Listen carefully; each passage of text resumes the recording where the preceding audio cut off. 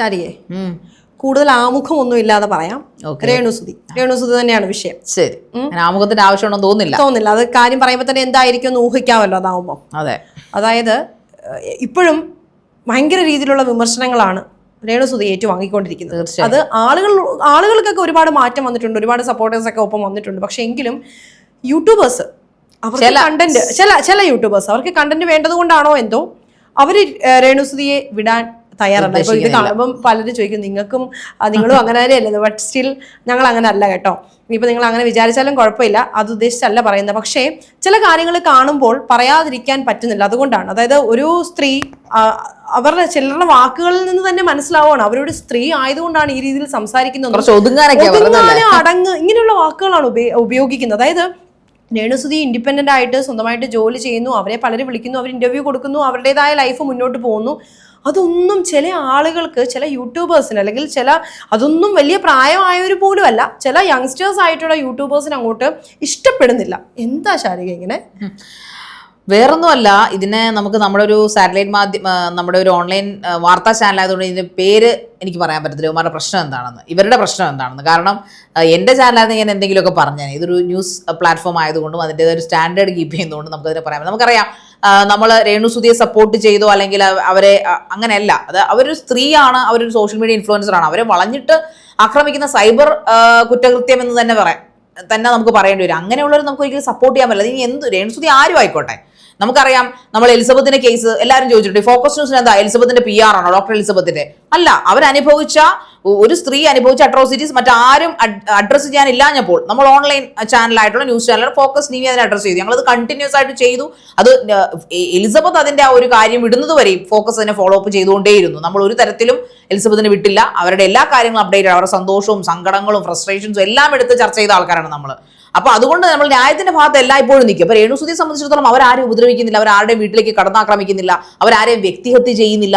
പക്ഷെ തിരിച്ച് അവർ ചോദിക്കുന്ന പോലെ അവരുടെ പ്രസവം, അവരുടെ ഒന്നാമത്തെ പ്രസവമാണോ രണ്ടാമത്തെ പ്രസവമാണോ, അവരിനി നേരത്തെ വിവാഹം കഴിച്ചിട്ടുണ്ടോ, ഇപ്പൊ വിവാഹം കഴിച്ചിട്ടുണ്ടോ, ഇപ്പം കഴിച്ചത് ഒറിജിനൽ ആണോ ഒഫീഷ്യൽ ആണോ എന്നൊക്കെ തിരക്കി നടക്കാൻ കാര്യങ്ങളല്ലേ. ഇവരുടെ ആരെയും കുടുംബക്കാരോ ഇവരുടെ കസിനോ ഇവരുടെ മറ്റു ജനിക്കാതെ പോയോ പെങ്ങളോ ഒന്നും അനിയത്തിക്കുട്ടിയോ ചേച്ചിയമ്മയോ ഒന്നും അല്ലല്ലോ രേണുസുതി എന്ന് പറയുന്നത്. അവർ വേറൊരു എൻറ്റിറ്റിയാണ്, ഒരു വേറൊരു വ്യക്തി, കുടുംബം ഒക്കെയാണ്.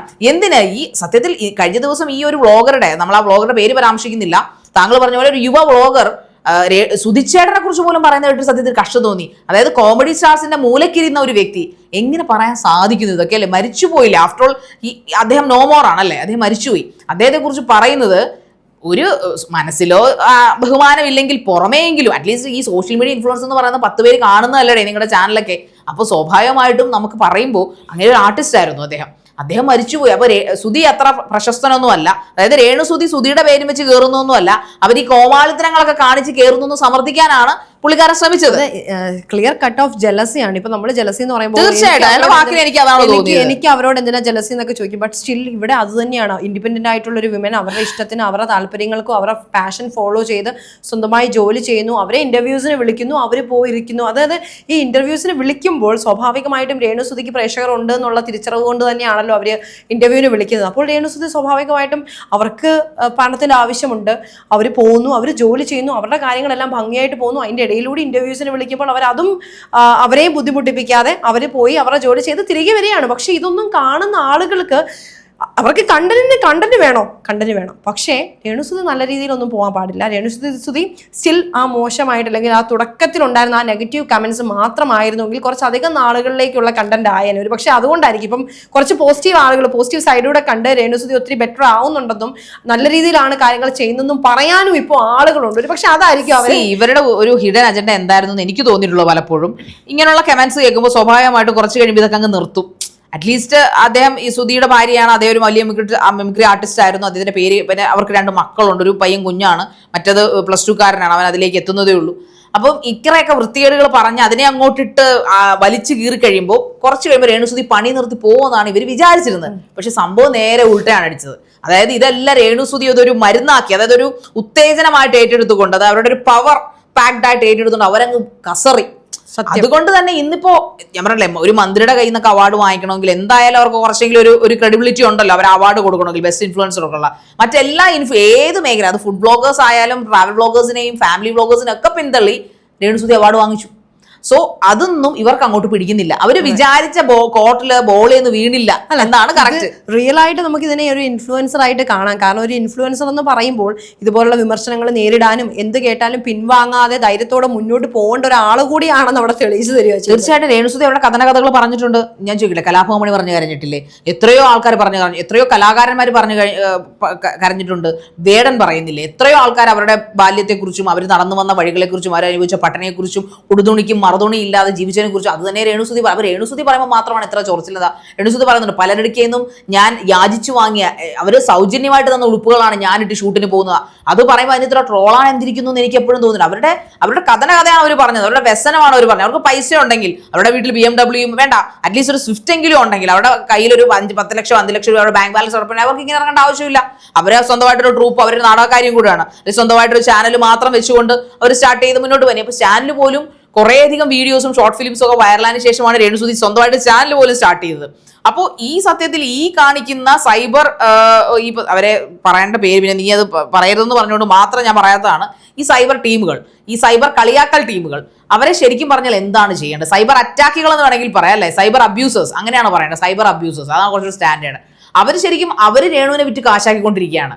പറിച്ച് രേണു ചോദിക്കുന്ന ഒരു ചോദ്യമുള്ളൂ, എന്റെ പാസ്റ്റ് ആർക്കാണ് പാസ്റ്റ് ഇല്ലാത്ത? എന്റെ പാസ്റ്റ് ഡിഗപ്പ് ചെയ്യുക, ഞാൻ എന്റെ പ്രസവം എത്ര ഉണ്ടെന്ന് എണ്ണി നോക്കുക, അതെല്ലാം പറഞ്ഞുകൊണ്ട് ഇവർ പരസ്പരം ഇങ്ങനെ ദിവസവും അവരെ ആരോപിക്കുന്ന മരുന്ന് കഴിക്കുന്ന പോലെ, അല്ലെങ്കിൽ മറ്റേ സീരിയലിന്റെ എപ്പിസോഡ് ഇടുന്ന പോലെ എല്ലാ ദിവസവും രേണുസുതി എന്ന് പറഞ്ഞ് വ്യൂവേഴ്സ് അതിനെ ഉള്ളൂ ശാരിക. അപ്പൊ അതൊന്ന് അംഗീകരിച്ച് കൊടുത്തൂടെ ഇവർക്കല്ലേ? അത് വ്യൂവേഴ്സ് അതിനല്ലേ ഉള്ളൂ. അപ്പൊ അതിനെപ്പറ്റി പറയാം. ആരുടെ റെക്കമെൻഡേഷൻ കൊണ്ട് അങ്ങനെയാണെങ്കിൽ കോമാളിത്തരം കാണിച്ച് വിജയിക്കാൻ കുറെ പേരുണ്ടായിരുന്നു. നമുക്കറിയാം, ഇന്ന് ഈ ഇടയ്ക്ക് ജയിലിൽ പോയ ആറാട്ടണ്ണൻ, അലൻ ജോസ് പെരേര, ഇവരൊക്കെ ഭയങ്കരമായിട്ട് ആൾക്കാർ കളിയാക്കുകയും ആൾക്കാർ കോമാളികളാണെന്ന് വിശ്വസിപ്പിക്കുകയും ചെയ്തിരുന്ന വ്യക്തികളാണ്. നമ്മളല്ല, ഈ പറയപ്പെടുന്ന സോഷ്യൽ മീഡിയ ടീമുകൾ തന്നെ. എന്നിട്ട് അവരാരും ഈ രേണുസുതിക്ക് അതൊക്കെ മേളിൽ പോയല്ലോ. അവരുടെ ആരുടെ ഒപ്പം അല്ലല്ലോ ഇപ്പൊ രേണുസുതി ഇപ്പൊ സിനിമകളിൽ നായികയാകുന്നു. അടുത്ത സിനിമകൾ അവർ സൈനപ്പ് ചെയ്തിരിക്കുന്നു. അതിന്റെയൊക്കെ റീൽസ് എല്ലാ ദിവസവും നമ്മൾ കാണുന്നുണ്ട്. വളരെ മനോഹരമായ കോസ്റ്റ്യൂമിൽ കഴിഞ്ഞ ദിവസം മറ്റേ നളദമയന്തിയിലെയൊക്കെ പോലെ തന്നെ ആ ഒരു ഇത് അവർക്കുള്ള സൗന്ദര്യം, ദൈവം അവർക്ക് കൊടുത്തിരിക്കുന്ന സൗന്ദര്യം വെച്ചാണ് അവര് മുന്നോട്ട് പോകുന്നത്. അവര് തന്നെ സ്നേഹിക്കുന്നു, സ്വയം സ്നേഹിക്കുന്നു. അതുകൊണ്ട് മാക്സിമം അവരെ എക്സ്പോസ് ചെയ്ത് മാന്യമായി എക്സ്പോസ് ചെയ്ത് മുന്നോട്ട് പോകുന്നു എന്നുള്ളതാണ്. അത് കാണാൻ സാധിക്കുന്നുണ്ടെങ്കിലും അതൊന്ന് കാണാനുള്ള കണ്ണ് ഈ കുറച്ച്, അതായത് അവരെ തകർക്കാൻ നടക്കുന്ന വ്ളോഗേഴ്സ് കാണുന്നില്ല എന്നുള്ളതാണ്. അല്ല, അവരെ തകർക്കാൻ മാക്സിമം ശ്രമിച്ചിട്ടുണ്ട്. അങ്ങനെയുള്ള ആ ഒരു ശ്രമങ്ങളുടെ ഫലമായിട്ടാണല്ലോ ഇത്രയും വിജയിച്ച് വളർന്നു ഓരോ ദിവസം കഴിയുന്തോറും ഓപ്പർച്യൂണിറ്റീസ് അവർക്ക് കിട്ടിക്കൊണ്ടിരിക്കുന്നത്. അവര് നല്ല രീതിയിൽ തന്നെ അത് പെർഫോം ചെയ്യുന്നുമുണ്ട്. പക്ഷെ അങ്ങനെയെല്ലാം നല്ല രീതിയിൽ പെർഫോം ചെയ്യുമ്പോഴും നല്ല കമന്റ്സ് കിട്ടുമ്പോഴും ആളുകൾ രേണുസുതിയുടെ പക്ഷം ചേരുമ്പോഴും, അല്ലെങ്കിൽ ആദ്യമൊക്കെ വന്ന കമന്റ്സ് എങ്ങനെയാണെന്നുള്ളത് നമുക്കറിയാം. എത്ര മോശമായിട്ടുള്ള അവരുടെ ഭയങ്കരമായിട്ട് ബോഡി ഷേമിങ് അടക്കം ചെയ്തിട്ടുള്ള കമന്റ്സ് ആണ് ആദ്യം വന്നുകൊണ്ടിരുന്നത്. എന്ത് തന്നെയാണേലും പിന്നെ എടുത്തു പറയേണ്ട ഒരു കാര്യം ഞാൻ ഇടയ്ക്ക് ഓർത്തതാണ് ശാരിക, ഈവൻ രേണുസുതിയുടെ കാര്യം വെച്ചുകൊണ്ട് തന്നെ ശാരികയ്ക്ക് പോലും പേഴ്സണൽ ആയിട്ട് പലരും മെസ്സേജ് അയക്കാൻ വരെ തുടങ്ങിയിട്ടുണ്ട്.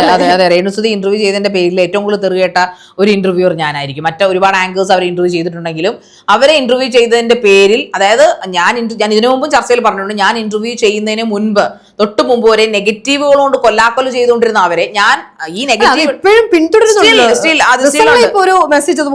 വന്നിട്ടുണ്ട്. അപ്പൊ സ്റ്റിൽ നമ്മൾ അതായത് പ്രേക്ഷകർ എന്താണോ രേണുസുതിയെ പറഞ്ഞത് വിത്ത് ദ പെർമിഷൻ ഫ്രം രേണുസുതിയുടെ പെർമിഷനോട് കൂടി ഞാൻ അവരോട് ചോദിച്ചു. കാരണം അതുവരെ അവര് ഇതിനുള്ള മറുപടികളൊന്നും കൊടുത്തിരുന്നില്ല. അപ്പോൾ ആദ്യമായിട്ടാണ് രേണുസുതി കമന്റുകൾക്ക് മറുപടി എന്നിലൂടെ ലോകത്തോട് പറയുന്നത്. അത് കേട്ടതും ജനങ്ങൾ അവരെ പോസിറ്റീവാക്കിയും എന്നെ വെറുക്കുകയും ചെയ്തു. അപ്പോഴും നമ്മൾ ചിന്തിക്കുന്നു, ഓക്കെ വെരി ഗുഡ്. അപ്പോഴും നമ്മൾ ഷോ പ്രൊഡ്യൂസറോട് നമ്മൾ പറയുന്നതാ ഇതോടുകൂടി രേണുസുതിയുടെ കാര്യത്തിൽ തീരുമാനമായി, അവർ നല്ല പോസിറ്റീവ് ആയല്ലോ. അത് മാത്രമല്ല, നമുക്ക് ആർക്കും ഇപ്പൊ പരസ്പരം ആരോടും ഒരു വിരോധമില്ല. ബട്ട് സ്റ്റിൽ രേണുസുതിയെ സപ്പോർട്ട് ചെയ്യുന്നതിന് പോലും എതിർത്തുകൊണ്ട് പലരും മെസ്സേജ് അയക്കുന്നുണ്ട്. അതെ, രേണുസുതി സപ്പോർട്ട് ചെയ്യുന്നില്ല. നമ്മള് ഒരാള് നമ്മളെ വ്യക്തിഹത്യ ചെയ്യുന്നില്ലെങ്കിൽ അത് നേരിട്ടായിക്കോട്ടെ സോഷ്യൽ മീഡിയയിലായിക്കോട്ടെ നമ്മുടെ ലൈഫിനെ അവർ ബാധിക്കുന്നേ ഇല്ല. നമ്മുടെ കുഞ്ഞുങ്ങളെ, ഇതിനു മുമ്പ് ഞാൻ ഇതേ സ്റ്റേറ്റ്മെന്റ് പറഞ്ഞിട്ടുണ്ട്, നമ്മുടെ സമൂഹത്തിന്, നമ്മുടെ രാഷ്ട്രത്തിന്, നമ്മുടെ സംസ്കാരത്തിന് ഉതകാത്ത ഒന്നും തന്നെ രേണുസുതി ചാനൽ ഇരുന്നുകൊണ്ട് ചെയ്യുന്നില്ല. പിന്നെ എന്തിനാണ് ഇത്ര രോഷം കൊള്ളുന്നതെന്ന് കറക്റ്റായിട്ട് നമുക്ക് മനസ്സിലാകുന്നില്ല. ശരിക്കും പച്ചയ്ക്ക് പറഞ്ഞാൽ പൈസയ്ക്ക് വേണ്ടിയാണ് ഈ തരത്തിലുള്ള ഒരു ലോ ക്ലാസ് ലെവലിലേക്ക് ഈ സോഷ്യൽ മീഡിയ ഇൻഫ്ലുവൻസസ് കുറച്ച്, എല്ലാവരും അല്ല, ഒരു 10% ലോ ക്ലാസ് ലെവലിലേക്ക് പോകുന്നതിന് കാരണം പച്ചയ്ക്ക് പറഞ്ഞാൽ പൈസയ്ക്കും ഫെയിമിനും വേണ്ടി മാത്രമാണ്. അപ്പോൾ രേണുസുതിയെ അവർ വിറ്റ് കാശാക്കിക്കൊണ്ടിരിക്കുന്നു. എന്നിട്ട് രേണുസുതിക്ക് കുറ്റവും. എന്തൊരു ലോകം ഇത്!